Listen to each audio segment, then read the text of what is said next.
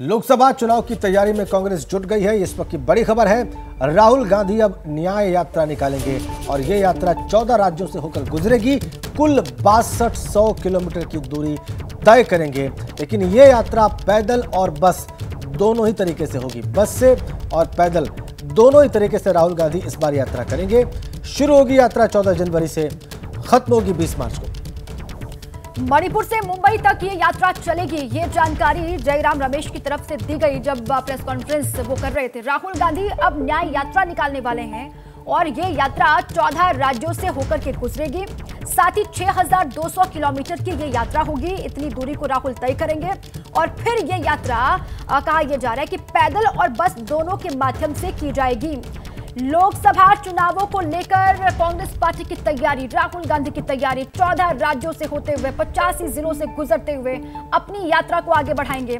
लोकतंत्र और संविधान बचाना है, ये कांग्रेस पार्टी बार बार कह रही है। जयराम रमेश को भी आपने सुना, उन्होंने कहा कि आर्थिक न्याय के लिए, संविधान के लिए जिस तरीके से अभी वो बातें कहते हैं उसके लिए और राजनीतिक न्याय के लिए ये यात्रा निकल रही है। इस बात का जिक्र किया, सुनवाते हैं आपको।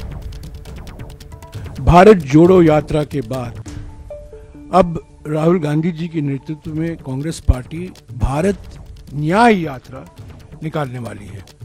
14 जनवरी से लेकर 20 मार्च तक 6200 किलोमीटर लंबी भारत न्याय यात्रा 14 राज्यों से गुजरेगी। मणिपुर में शुरुआत होगी और यह समाप्त होगी मुंबई में।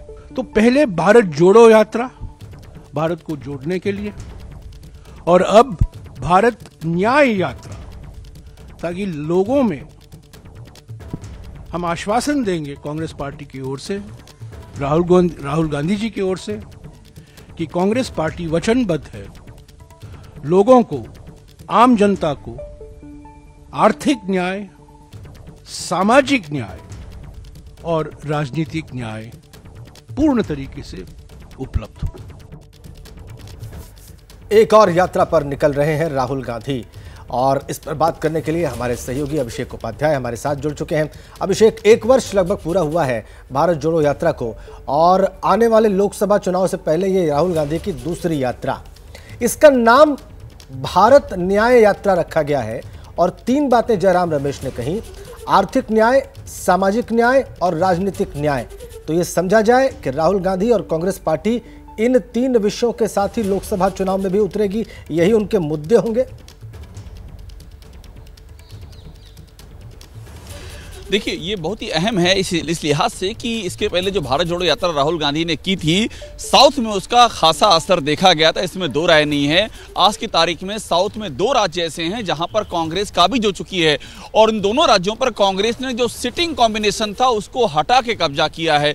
कर्नाटक में बीजेपी को हटाया है और तेलंगाना में बीआरएस को हटाया है। तो ये जो इम्पैक्ट है, कहा जा रहा है कि राहुल गांधी की भारत जोड़ो यात्रा से बूम मिला है साउथ में। और हमारा जो ओपिनियन पोल हुआ है वहां भी बात उभर के सामने आ रही है कि साउथ में कांग्रेस को फायदा मिला है।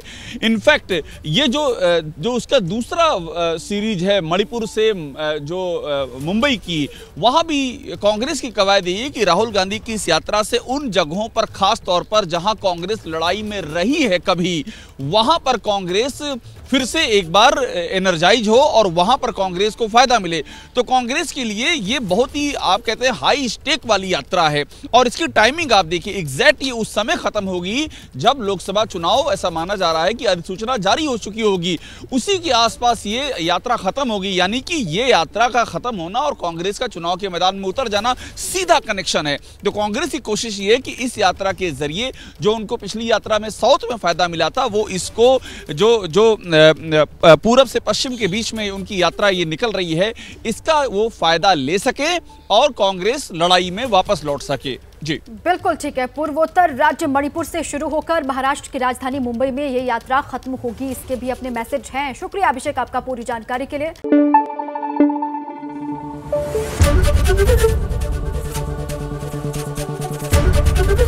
एबीपी न्यूज आपको रखे आगे।